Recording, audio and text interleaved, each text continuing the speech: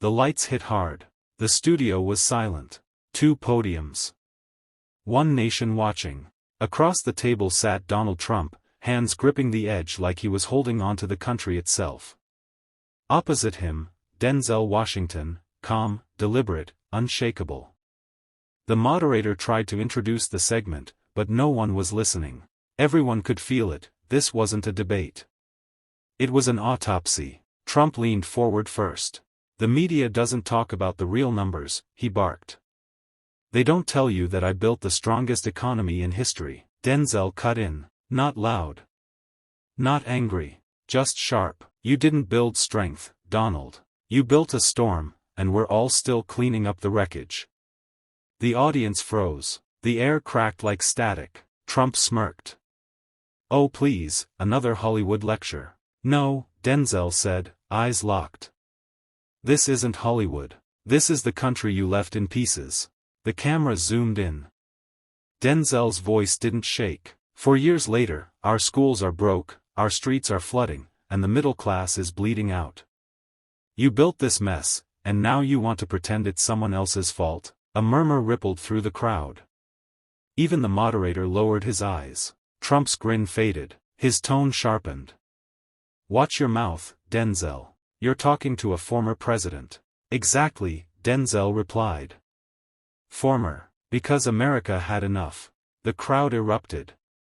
Cheers clashed with boos. And just like that, the country's 2 loudest truths collided under 1,000 volts of studio light. This wasn't about politics anymore. It was about accountability, live, unfiltered, undeniable. The camera cut close. The studio lights flared, glinting off Trump's cufflinks as he leaned forward like a man cornered.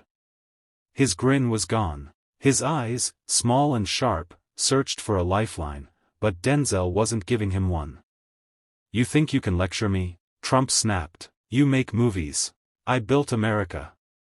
No, Denzel shot back, voice steady as stone. You built debt, division, and a country that can't even look at itself in the mirror anymore. The audience murmured, that low rumble before a riot. Trump raised his hand toward the crowd. Fake news. These people clap for anything dramatic. Denzel didn't blink. It's not drama, Donald. It's damage. You sold America a show, and when the curtain dropped, all we saw was chaos. The moderator tried to cut in. Gentlemen, please. But Denzel was already leaning forward, voice low, dangerous, surgical. You said you'd drain the swamp. Instead, you filled it with gold chairs, loyalty tests, and lies thick enough to drown the truth. You built this mess, now own it. The audience gasped. The words hit like a hammer. Trump slammed his palm on the table. You don't know what it's like to lead. Leadership? Denzel's tone was ice. Leadership doesn't hide behind slogans. It doesn't blame everyone else when the house burns down. Real leaders stand in the fire and take the heat. A silence dropped, heavy, electric. Even Trump's supporters were staring now, unsure whether to cheer or defend him. The camera zoomed out, catching the 2 men locked in a quiet war, one fighting for power, the other for truth. Trump clenched his jaw. You think you're smarter than the system? Denzel's reply came soft, but lethal. No, Donald. I just think the system deserves better than you. The studio went dead quiet. And somewhere between the lights and the noise, America took a breath. The tension in the studio was thick enough to choke on. The moderator had stopped trying to keep order. This wasn't a debate anymore. It was a duel. Trump's face turned the color of a warning light. You're a fake, Denzel. You don't know politics. You live in Hollywood. I lived in the White House. Denzel didn't move, didn't blink. His stillness was more dangerous than shouting. Yeah, he said finally, voice low and cutting. You lived there, but you never served it. The audience exploded, gasps, cheers, a wave of tension rolling like thunder through the room. Trump pointed across the table, jabbing the air. You people love talking big until it's time to actually do something. You did plenty, Denzel said. You divided families. You turned truth into a weapon. You made people hate their neighbors just to feed your ego. The cameras caught Trump's jaw tighten. A producer whispered off-screen, "We're live, keep rolling." Trump barked, "You're just another liberal puppet." Denzel leaned forward, hands clasped, calm as stone. "I'm not a puppet, Donald. I'm a mirror. You just don't like what you see." For the first time, Trump hesitated, not long, but enough for the crowd to feel it. The silence was almost cinematic. Then, in a flash of fury, Trump slapped the table so hard the mic cracked. "You think you can talk to me like that?" Denzel's voice dropped to a whisper, the kind that cuts deeper than a shout. "I just did." The studio froze. Cameras whirred, lights burned, and in that single second, millions of people watching across America realized what they were seeing, the unraveling of a man who'd built his entire identity on control, and the calm dismantling of that illusion by someone who refused to bow. Trump tried to recover, forcing a laugh. "You think you're a hero?" "No," Denzel said. "Just the last man willing to say it out loud." And with that, the crowd erupted, not in applause, but in awe. By the next morning, every network in America had one word on the screen: explosion. Clips of the confrontation played on repeat, Denzel's calm stare, Trump's red face, the moment the words, "You built this mess, now own it," echoed through the nation. Trump moved fast. He stormed into a Fox studio before sunrise, still fuming. "This guy's a fraud," he ranted. "They love him because he's an actor. He reads lines. I built an empire." He jabbed a finger at the camera. "He's lying to you, Hollywood garbage." But for once, the spin didn't land. People weren't talking about Trump's words. They were talking about his face, the rage, the panic, the loss of control. Denzel, meanwhile, hadn't said a single word since the debate. No tweets. No interviews.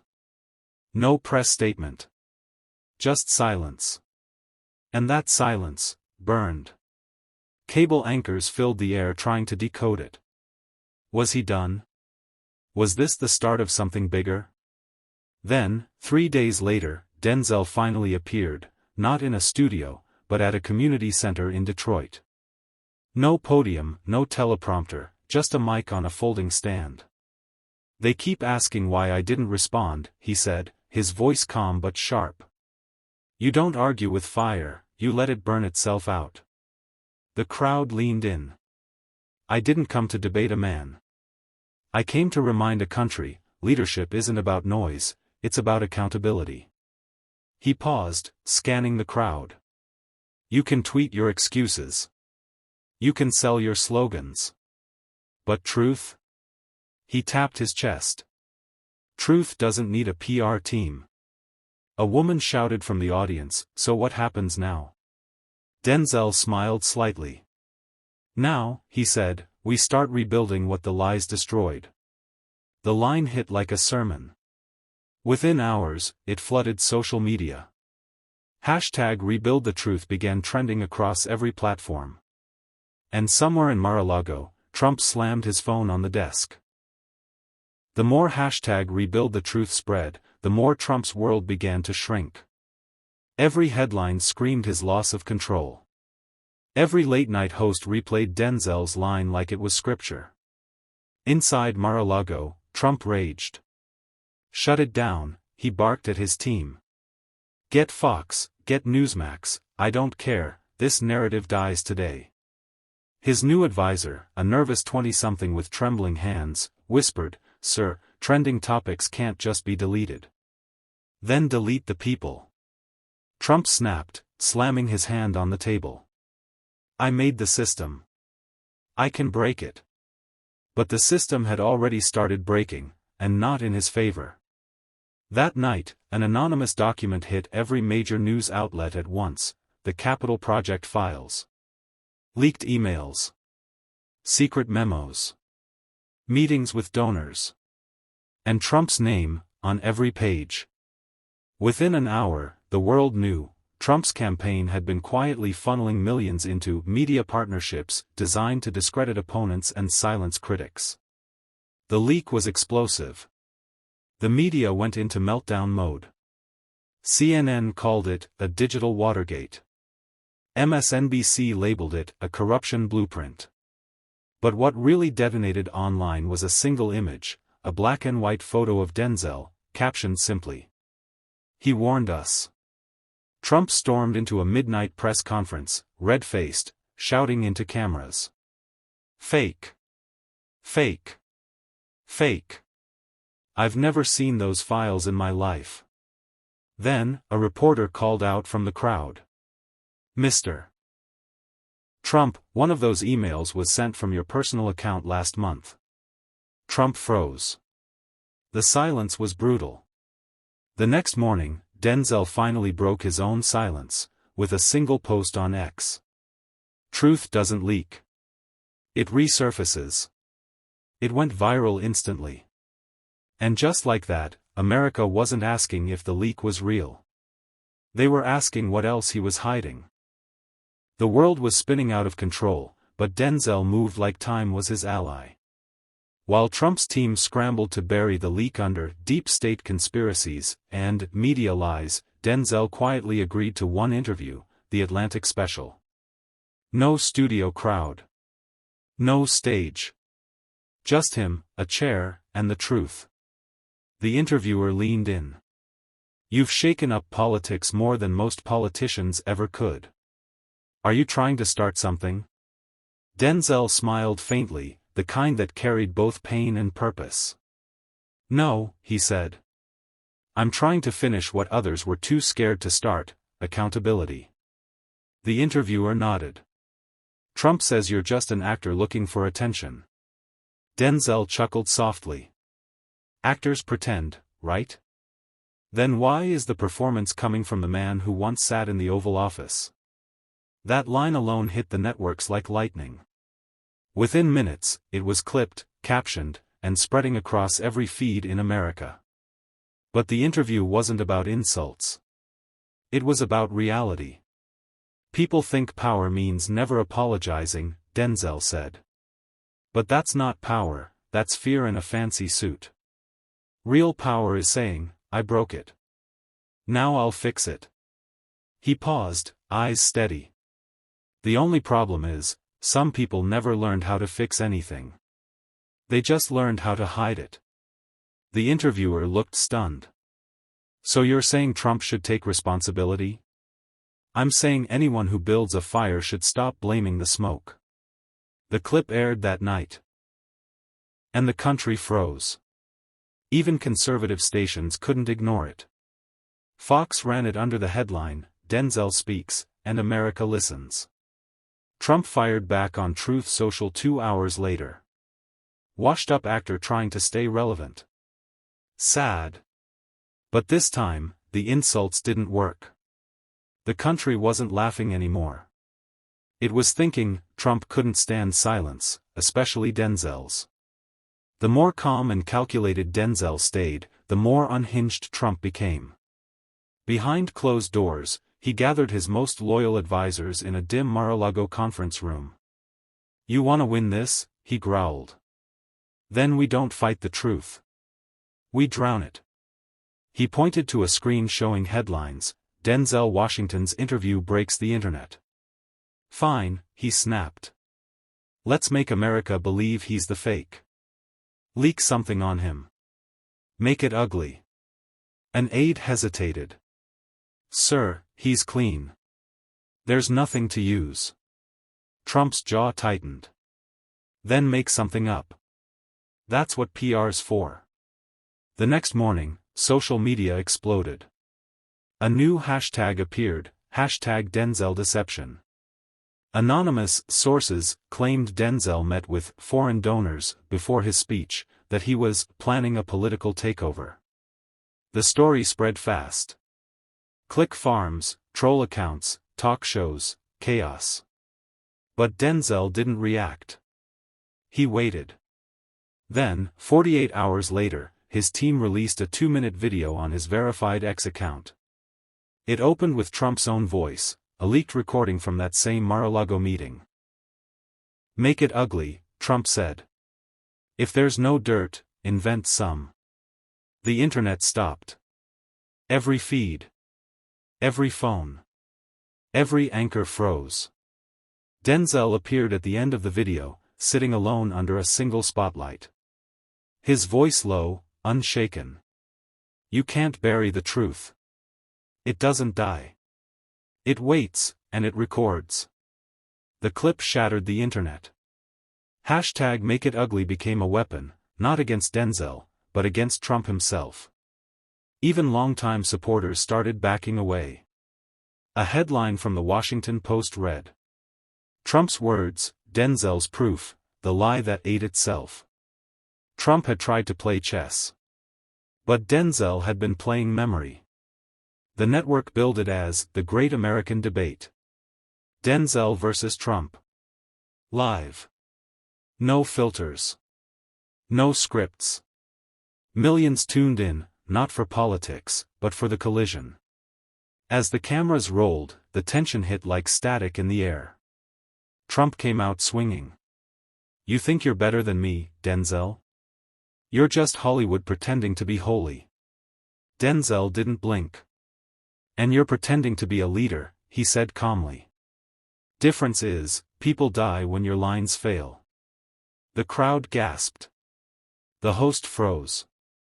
The feed didn't cut, it couldn't. Trump's face reddened. "I built this country," he shouted, pounding the table. "No," Denzel replied evenly, "you built fear. And now you're choking on it." A murmur rolled through the audience, half cheers, half disbelief. Trump leaned forward, finger stabbing the air. "You don't know what it's like to lead under pressure." Denzel's voice stayed cool. "I do. I've led people through fiction, and even there, I learned truth matters more than ego. You should try it sometime." The moderator tried to intervene. "Gentlemen, please." But it was too late. Trump stood up, veins bulging. "You don't talk to me like that." Denzel rose too, not in anger, but control. He looked Trump dead in the eye. "This isn't about talking to you, Donald. It's about talking past you, to the people cleaning up what you broke." The studio fell silent. Trump froze, still breathing hard. Denzel slowly sat back down, microphone steady in his hand. "You can't shout your way out of guilt," he said softly. "History's already writing your obituary. I'm just reading it early." The clip went nuclear. Within minutes, every platform replayed the moment. Hashtag obituary of ego trended worldwide. Trump stormed off the set. Denzel stayed, answering audience questions until the cameras faded. And that night, America wasn't divided by sides, but by silence. Half stunned, half awakened, the sun rose over a different America. News tickers still replayed that one line. "You can't shout your way out of guilt." Overnight, it had become a rallying cry. Clips of Denzel's calm defiance flooded every platform, the look, the tone, the silence after. Even people who'd sworn off politics whispered the same thing at coffee shops, offices, classrooms. "Did you see what he said to Trump?" Cable pundits were losing their minds. Fox called it Hollywood arrogance.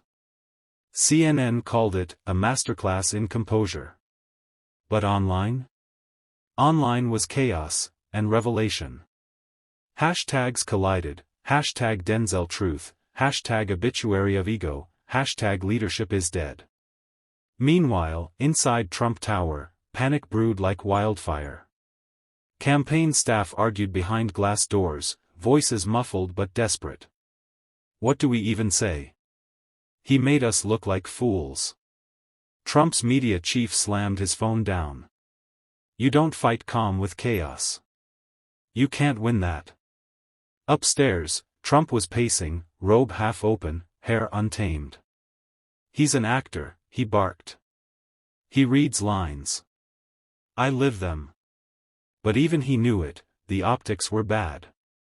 The clip of him shouting, red-faced, while Denzel stood unflinching had become the image of the week. Late-night shows looped it. Memes multiplied. One viral post read, "When the calm one wins the war without raising his voice." Denzel, meanwhile, wasn't celebrating. He sat in a small LA cafe, cap pulled low, watching the headlines scroll by. His phone buzzed non-stop, calls from producers, activists, even senators.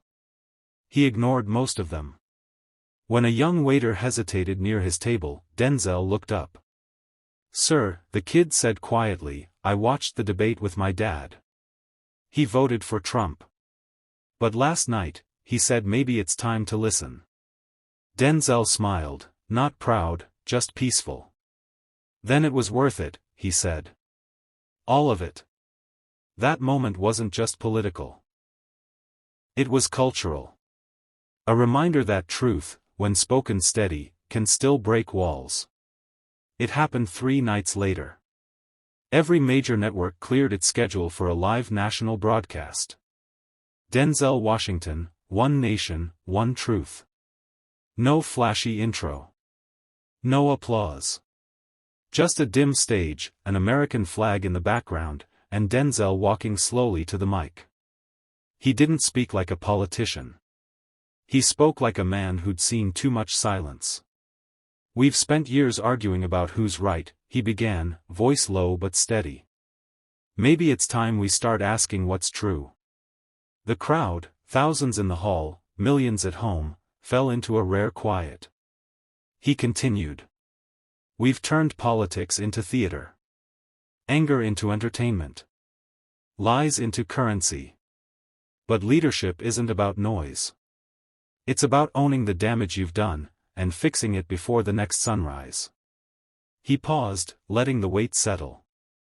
America doesn't need louder men. It needs honest ones. Clips of the speech lit up the internet in real time. Teachers streamed it in classrooms. Soldiers watched from overseas bases. Even some in Trump's camp listened in silence, faces unreadable. Then came the line that sealed it. "If you build chaos, you owe peace. If you build fear, you owe hope. And if you built this mess, you damn well better own it." Thunderous applause. People stood, shouting his name, not as a celebrity, but as a conscience. Denzel didn't smile. He just nodded, eyes glistening. "I'm not running for anything," he said softly. "I'm just tired of watching my country fall apart in the name of winning." The feed ended on his face, calm, resolute, unshaken. And somewhere, behind all the noise, America exhaled for the first time in years. You can build walls, or you can build truth. One lasts a century, the other, a heartbeat. Choose wisely, America.